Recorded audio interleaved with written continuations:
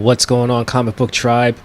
I am Molecular Maurice, and welcome to the Unmasked Comic, where today we have something ice cold for you. And when I say ice cold, I mean cold like cold-blooded. The Penguin, issue number 1, Revenge is for the Birds.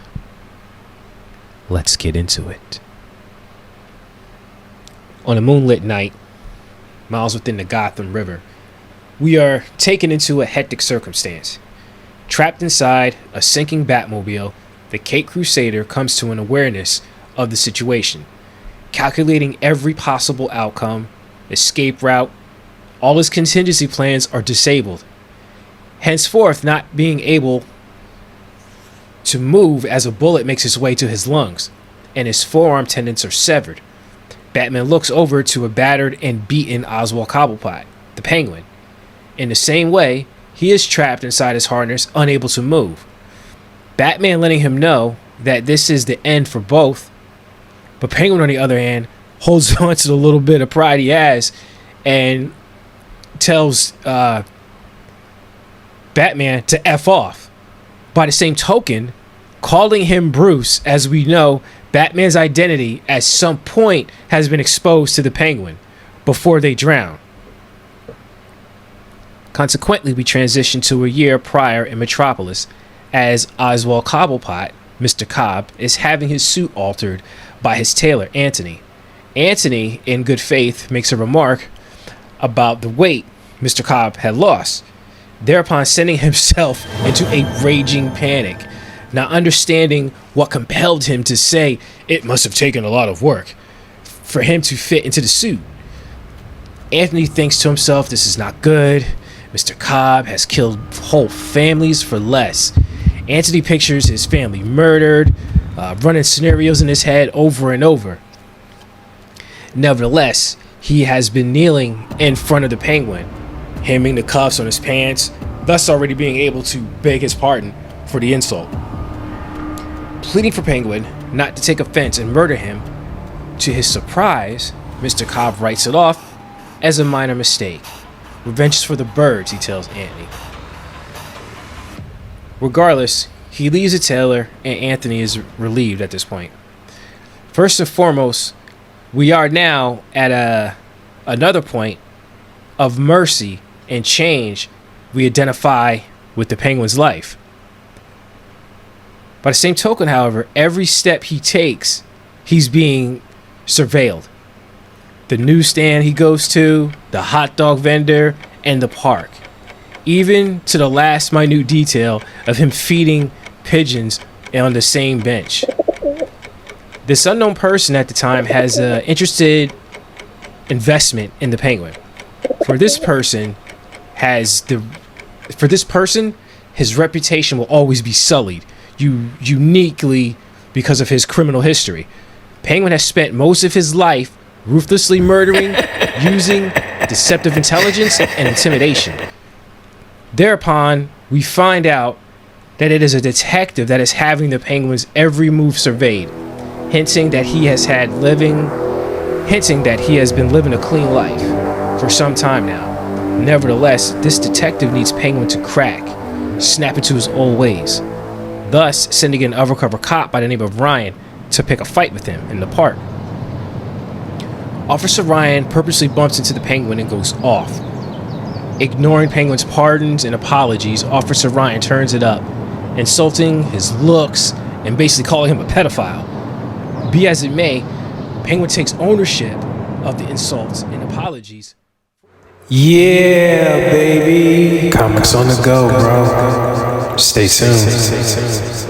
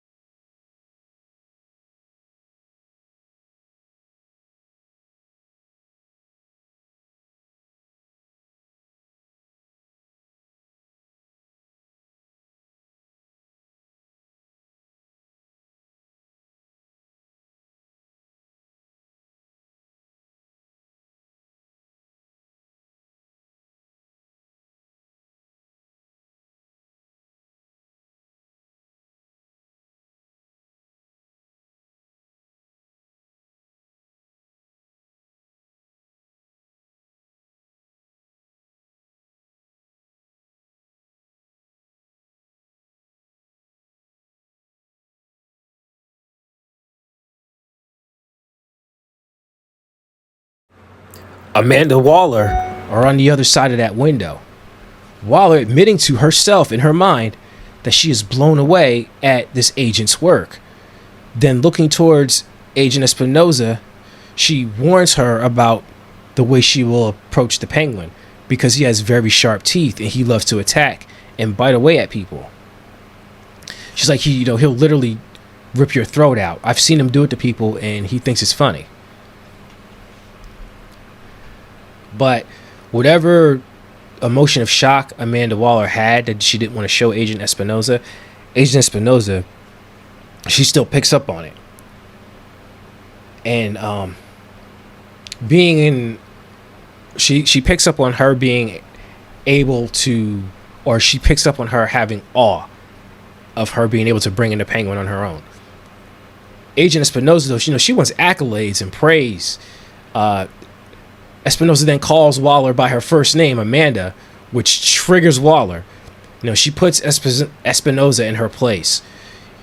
You want the pat on the back? She's like, go get Batman in that chair. Put in some work. Then reminds Espinosa to put some respect on her name. Amanda Waller walks away. The attention being shifted back to the interrogation room now. The Penguin has been in there for a whole week, not saying a word, not trying to leave. He eats, sleeps, and uses the bathroom in a bucket, all in this room. Agent Espinosa handles all her suspects' needs personally. Well, we'll say him in particular. I'm not sure if all of them. Even to that bucket, she's emptying it out and cleaning it. Contemplating how, with all the terrible criminals she has worked with, this is what she's thinking as she's, doing all these things. She's worked with brave soldiers. She's witnessed them do life or death things. But she's like, in all the violent criminals she's seen, none, and I mean none of them would be in that room alone with Oswald Cobblepot, the Penguin. With a reputation that has stretched from Gotham to Metropolis, people are terrified of this man. Agent Espinosa is now ready to make her move and sits at the end of the table. This is where Penguin immediately tells the agent, I know who you are. Identifying her as a foul-mouthed cop. He remembered at the scene of an offhand job furnished by the Clock King. He then goes on to tell her he recalls Edward shooting her in the face, meaning the Riddler. This is a psychological jab Penguin has thrown at Agent Espinosa. As the reader now sees, it left her face scarred on the left side, running north and south, when she got shot by Edward. Agent Espinosa tries to minimize the insult, reversing it back to him, sarcastically uttering how smart he is. But Penguin then labels all his criminal peers as the sharpest, the just, the passionate, the coldest, the most scared, the most militant, and the most crazy. Talking about Joker, Bane, Riddler, such and so forth. Listing all the usual suspects that terrorize Gotham City. Even labeling himself as the fat one with an umbrella. Then he goes, walk, walk, walk, at Espinosa. But the tables turn. Espinosa calmly reaches in her coat for a pack of cigarettes. She begins to tell Penguin of how Batman betrayed her during that operation back with the Clock King. Now being shot in the face, or how being shot in the face damaged her brain, losing all her motor skills, eventually understanding that cursing Batman was not enough. Her being upset at Batman was not enough for getting her in that situation with her face shot. Agent Espinosa pushes herself through a slow and painful recovery for 5 years after that. So she's telling her story. Not only changing her thoughts, but also her vocabulary. Thus, setting her story of full recovery in detail so Penguin knows this is a fighter and not like other agents he's encountered. Penguin, you can do and say what you want, but you are a convicted killer, terrorist, with loose ends we cannot just wave off. This is how Espinosa's coming at him.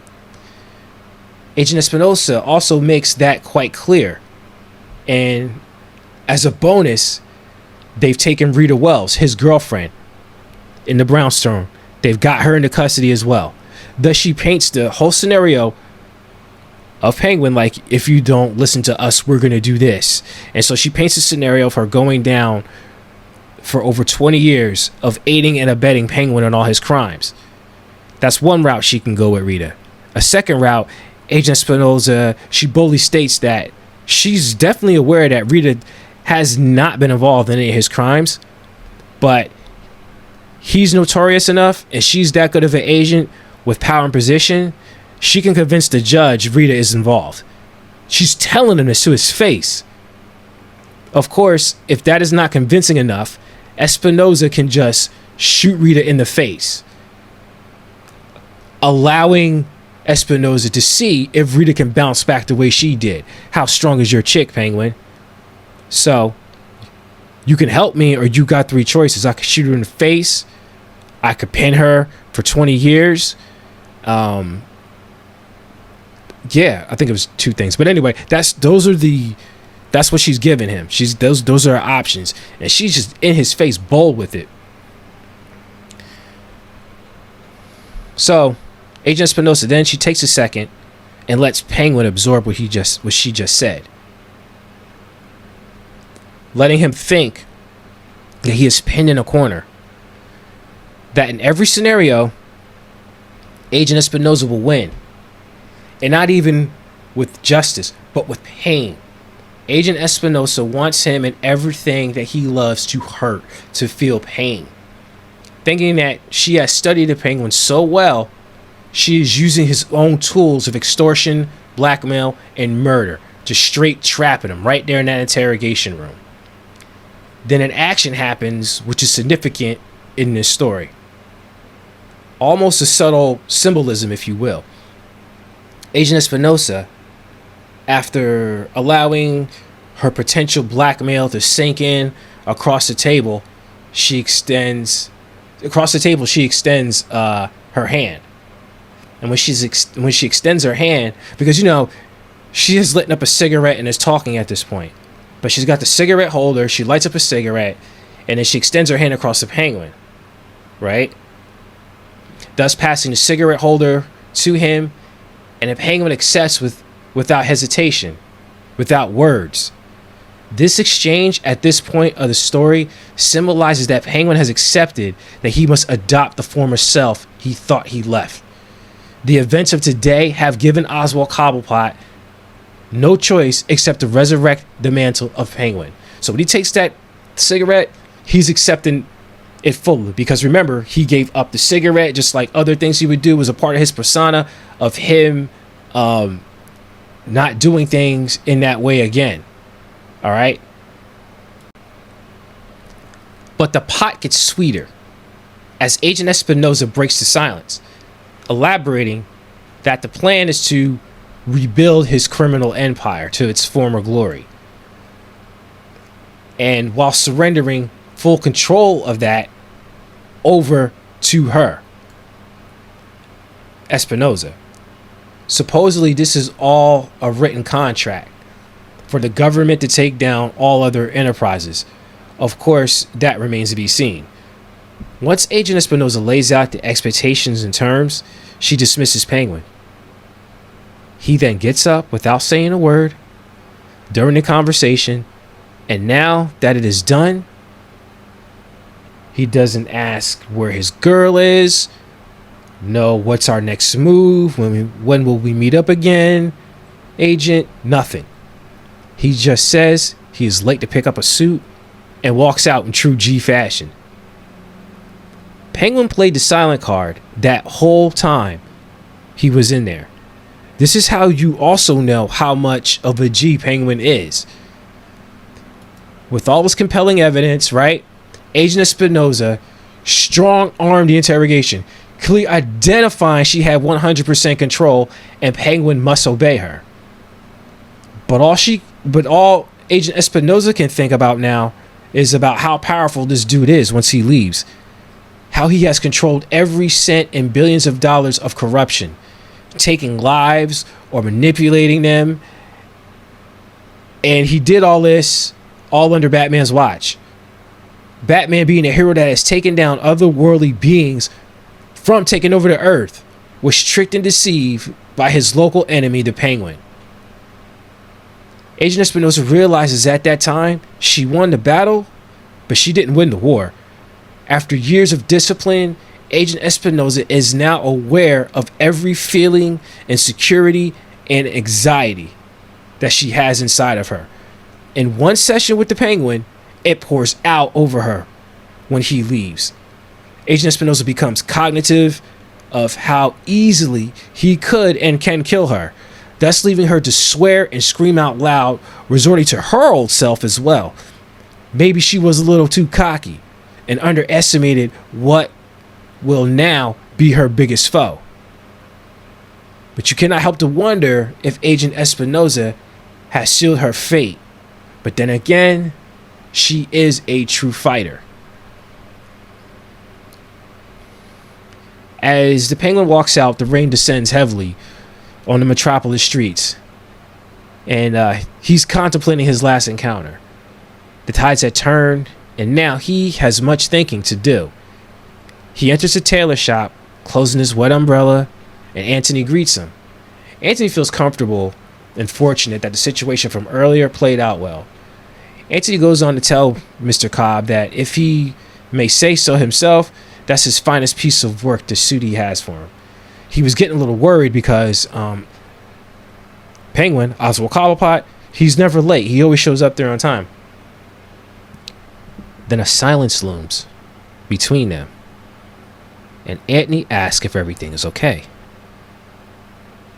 In silence, without a word, the Penguin assaults Anthony with his umbrella, cutting his face open with the pointy end, then bashing him continuously over his head. Like, bow, bow, bow, bow.